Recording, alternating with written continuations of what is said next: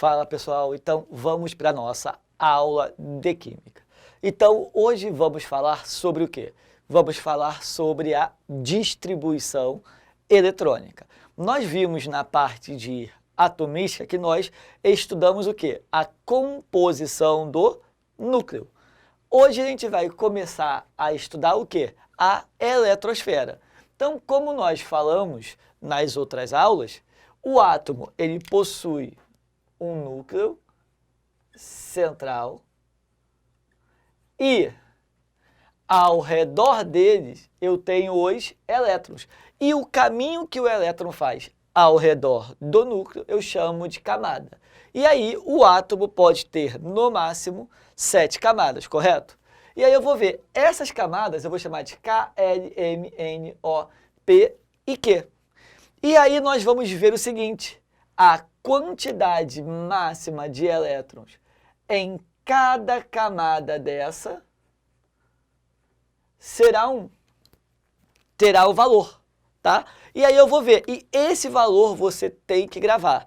A quantidade máxima que eu posso ter de elétrons na camada K, e cuidado com o termo máxima. Máxima quer dizer o quê? Até. Então, a camada K pode ter até 2 elétrons, a L, 8, a M, 18 e a N, 32. Aí eu vou voltando, ó, 32, 18 e 8 elétrons. Então, ó, isso daqui seria o quê? O máximo de elétrons, correto? Que cada camada iria ter. Foi, né? Tranquilo. E aí, o que vocês vão ter que saber aqui? E aí, essas regiões, essas camadas, existem o quê? As chamadas subcamadas. O que seriam as subcamadas? São regiões onde o meu elétron vai ter uma trajetória elíptica e eu vou ter o quê? Um conjunto de orbitais, que são regiões onde a probabilidade de se encontrar o elétron é maior. Tranquilo? E aí o que você vai ter que saber aqui? Você vai ter que saber o seguinte, no popular, a subcamada ou subnível é um pedaço da camada. Tranquilo?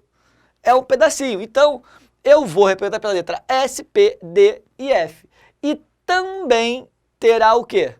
Terá uma quantidade máxima de elétrons, que seria o quê? O subnível S terá no máximo 2 elétrons.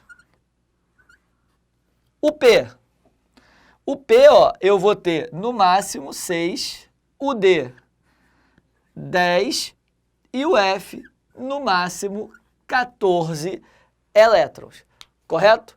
Então, ó, se nós formos reparar aqui, ó, a diferença entre eles é do quê? De 4 elétrons. Então, ó, o primeiro aqui tem 2, depois 6, 10 e 14. E cada subnível desse, eu vou poder ter o quê? Eu só posso ter o subnível P preenchido depois que o S já estiver o quê? Totalmente preenchido. Então, para eu ter o subnível D, eu tenho que ter o S e o P totalmente cheios. Tranquilo? Então, ó, como eu iria fazer aqui? Ó? Eu iria preencher de cima para baixo. Sabendo disso, o que nós vamos fazer? Então, ó, a camada K só poderá ter o quê? Qual 2 subníveis? Ela não suporta somente 2 elétrons. Só vai ter o quê? O subnível S. A L pode ter quem? S e P. A M, S, P, D. A N, S, P, D e F. Ó. Por quê? Somando aqui tudo, está dando o quê? 32 elétrons. Aí eu vou ter, ó, S, P, D e F. Agora aqui, ó, S, P e D e S e P. Então, isso daqui seriam as possibilidades de subníveis em cada camada. O cuidado que eu devo ter não quer dizer que nessas camadas obrigatoriamente tem que ter esses subníveis. Podem até ter essa quantidade. Lembrando que é o quê? É o máximo, não é sempre. É até essa quantidade. Tranquilo? E aí tinha o cara que ele não tinha o que fazer e resolveu fazer o seguinte: vou medir a quantidade de energia contida em cada elétron de todas as camadas. E aí ele fez o quê? O diagrama de Linus-Pauling, ou a distribuição eletrônica. O que a distribuição eletrônica fez? Organizou os elétrons, tá? Ela organiza os elétrons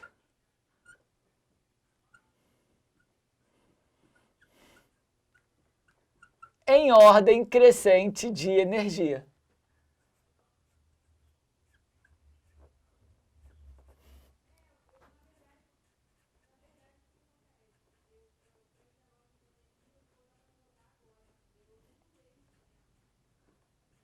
Então, como eu iria fazer aqui? Se eu fosse fazer a análise aqui, nós teríamos o quê? Então, para eu fazer a distribuição eletrônica aqui, ela é o quê? Experimental.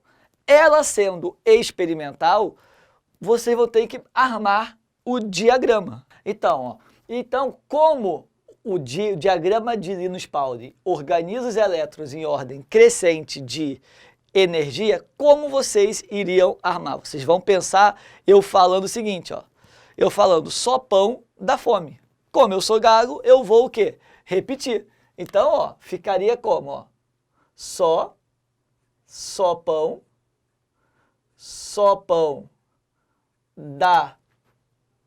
E aí havia só pão dá fome.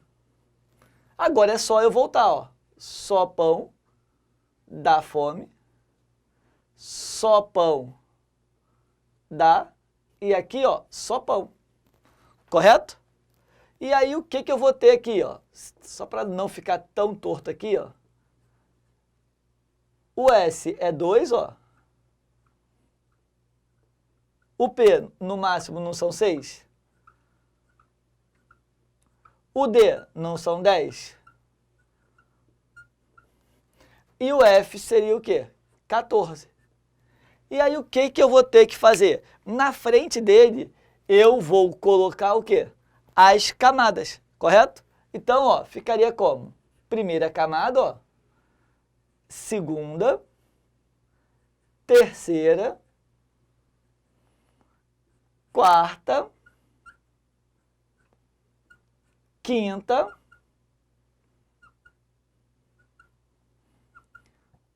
sexta e sétima camada. Correto? Tranquilo aqui? Só que nós temos um problema. Quando eu faço a leitura do diagrama de Linus-Pauling, eu faço na horizontal ou na vertical? Nenhum dos dois. Eu vou fazer em diagonal. Você vai lembrar tropa de elite. Fatiou, passou. Fatiou, passou. Sempre em diagonal. Então, depois do 3P6, não será o 3D10, será o 4S2 e sempre de cima para baixo. 3D10, 4P6, 5S2. Sempre de cima para baixo. Sempre de cima para baixo. Então, ficaria desse jeito aqui. Foi? Então, como seria a distribuição eletrônica? Então, por exemplo aqui, qual seria a distribuição eletrônica do ferro 26? Vamos olhar aqui, o ferro 26, nós teremos o seguinte, a quantidade de elétrons não é igual à quantidade de prótons? Seria quanto? 26. Tranquilo? Então, eu irei fazer a distribuição para o 26. Então eu venho, ó, o primeiro tem que seguir aqui a ordem, ó. 1s2 e depois 2s2, depois 2p6, depois do 2p6, ó, 3s2, depois 3p6, e aí o cuidado, ó, 4s2, e depois seria quem? 3d10. O elétron é quem está em cima. Se eu botar o 3d10, eu tenho 30 elétrons. E eu só tenho quantos? 26. Somente o último eu posso ter menos do que a quantidade máxima. Então, ó, até aqui eu tenho 20, faltam 6. Foi aqui? Tranquilo, né? Então, isso daqui é a distribuição em subníveis. Agora, eu posso fazer ela em quê? Em níveis. Como seria a distribuição em níveis? Vamos olhar aqui, ó. O K pertence à pertence à família K, ó. Todo mundo que tem 2 na frente é a segunda camada, ó. L. Todo mundo que tem 3. M. Sempre eu vou olhar, ó, o da frente. E a quarta camada, ó, é o N. O número da frente indica a quantidade de camadas. Então, se eu fosse fazer a distribuição por camadas, ó, a camada K tem quantos elétrons? 2. A L, 2 mais 6, 8. A M, 2 mais 6 mais 6, daria quanto? 8 mais 6, 14 e 2. Então, ó, essa daqui é a por subnível e esse daqui é por nível. Na prova de vocês, o que cai mais? Sempre o que cai mais é a de subnível. Tranquilo? Mas vai que caia uma por nível, é melhor pecar pelo excesso do que pela falta. Tranquilo? Então a gente vai pegar aqui. Agora, o que seriam esses elétrons diferenciadores e a última camada? O elétron diferenciador ou o elétron mais energético, o mais energético não está em ordem crescente, seria o quê? O último elétron. Então, ó, então seria o último elétron. Tranquilo? Agora, a última camada ou camada de valência seria o quê? A camada mais externa.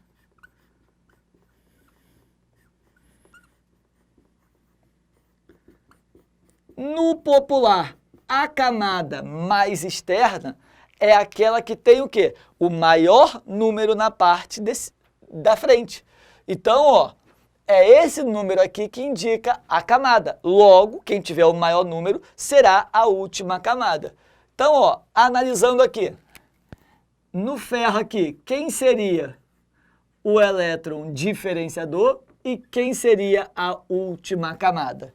Elétron diferenciador é o meu último elétron, 3d6, correto? A minha última camada, quem é o maior número na frente? Não é o 4?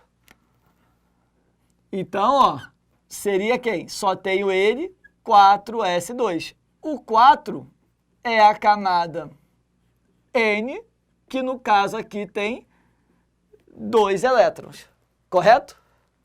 Tranquilo aqui? Moleza, né? Então, ó, fazendo o mesmo para o enxofre, para o S. Então, ó, tu vai chegar agora e vai parar o vídeo agora. Parou?